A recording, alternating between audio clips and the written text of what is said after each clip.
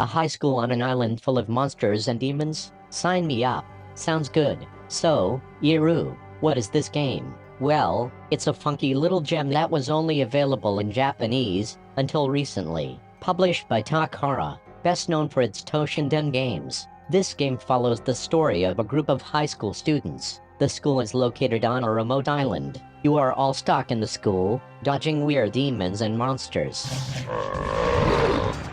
The game is played in first-person mode, with basic PS1 graphics, but it instantly draws you in with its nice atmosphere and funky characters. It's actually a very simple game. You walk around in first person, you investigate rooms, talk to people and use items.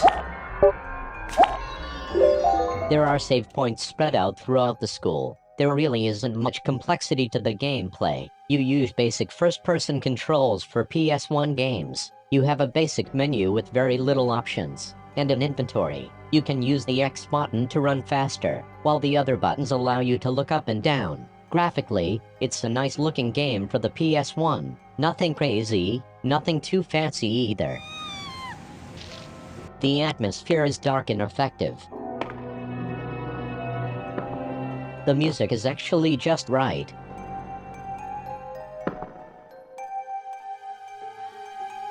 Mysterious, exciting, and silly at times. The real fun in this game is the story.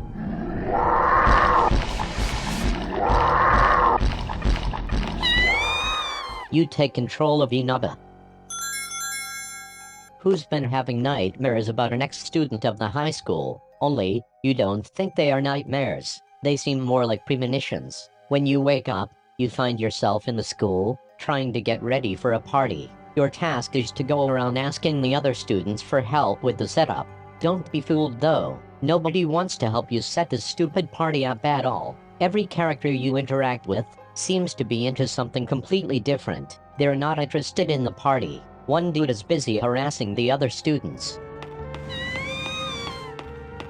Another is obsessed with getting the shutters open. These shutters seem to have automatically closed, locking all of you in. Why is nobody else concerned? I agree with Shutter Guy. Get the hell out of here. Glasses Dude is busy talking about his long-lost brother, who mysteriously disappeared here while he was having an affair with one of the teachers. These two in the art room are constantly washing their hands and talking about nonsense.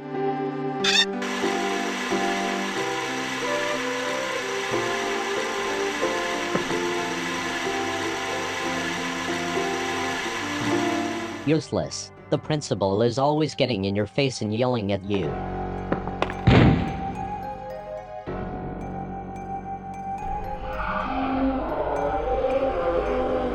There's even strange and inappropriate rumors going around about the teachers, like Miss Hoju.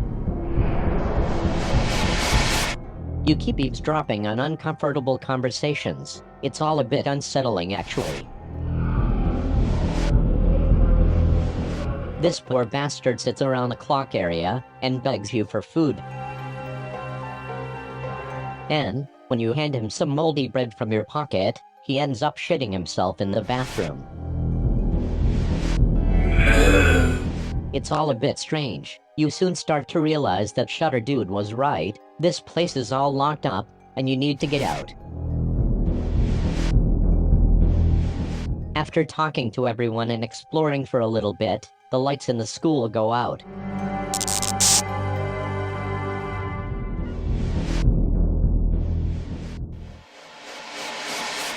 This is when the game starts to take a dark turn. One of the students starts to act real weird, locks herself in the bathroom, and then kills her classmate.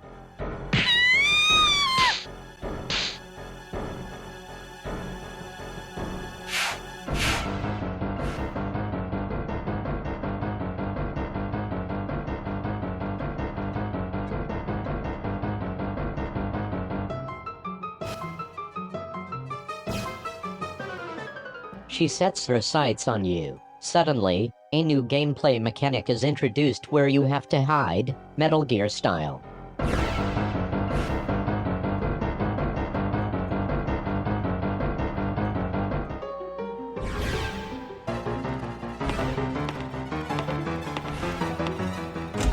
During the hiding sequence, there is a time limit, so if you don't find a proper place to hide fast enough, it's game over. I really like this. Then, all of a sudden, weird monsters start showing up from other dimensions.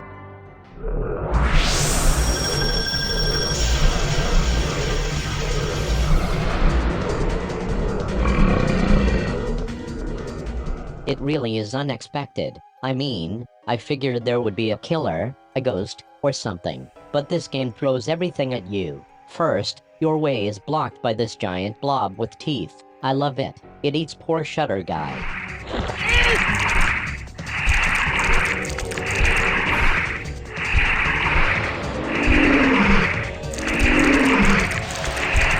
Man, he was my favorite character, the most practical of all. You eventually remove the giant blob by handing it a jar of meat.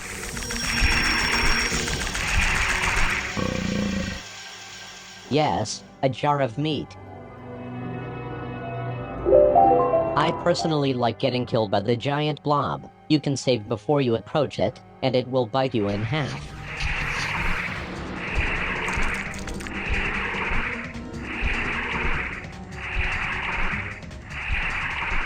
Cool death sequences.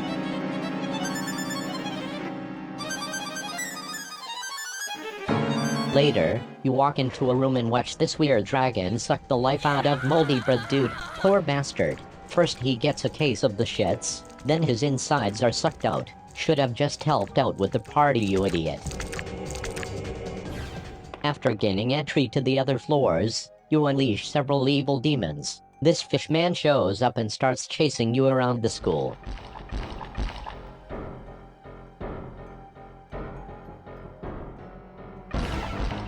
One by one, all the students start dying. You figure out that Glasses Dude has two personalities. And he's not aware of it. Someone is jumping in and out of his body. You can't tell if it's friend or foe.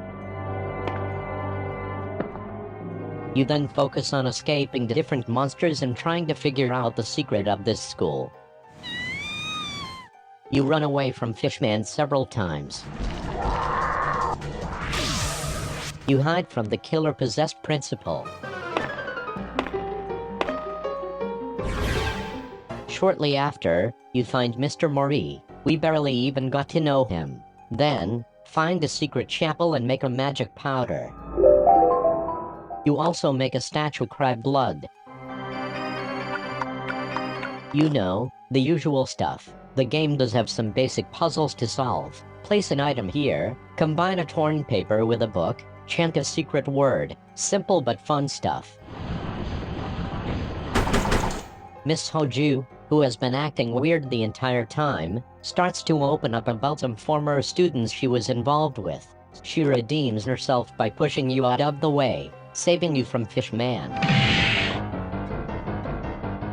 Things start to speed up as you reach the last part of the game. Your friend gets captured by this asshole and will be sacrificed to some evil spirit. As you attempt to save her, you end up thrown into a cave under the school.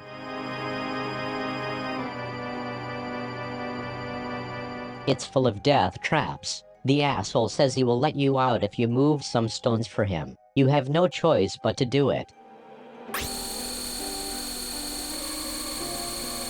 Inadvertently, you help his evil plan. At the end of the cave, you run into a funny-looking demon. I mean, look at this thing. What a cutie. In a hilarious twist, you find out that this is Glasses Dude's brother. Wild stuff. Turns out he's been here for years. He's been getting along with the demon, so they turned him into one. The best part is, he doesn't even want to go back to being a human. He gives you a note that he wants you to give to his brother. Then, his friends get tired of you, so you have to run away. Finally, you end up in the last part of the game. You find the real principal chained up. This poor bastard has been hanging here forever. This area is where you get a choice of two endings, depending on what you do. You run into Glasses Guy for the final time. He's in bad shape, but he's happy about his brother. He finally figured out the whole story. You hand him his brother's note and he dies, peacefully. So, here is where you chose your ending. If you grab the mirror and note next to his dead body, you can cast a spell to kill the bad guy at the top.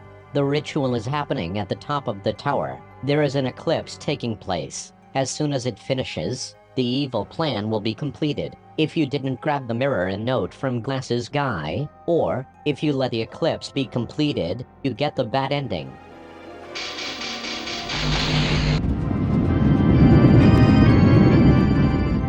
Otherwise, you chant the magic words, and the dragon thing shows up again and sucks the life out of the bad guy.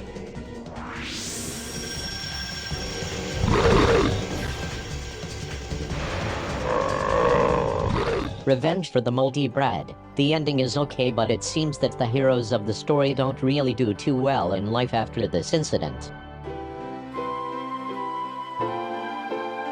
So, that's IRU, a simple, fun, and nicely contained little game. I really had a blast playing this years ago, but it's even better in English. This should have been released in the US long ago, but I guess someone didn't think it was a good idea. Well, they were wrong.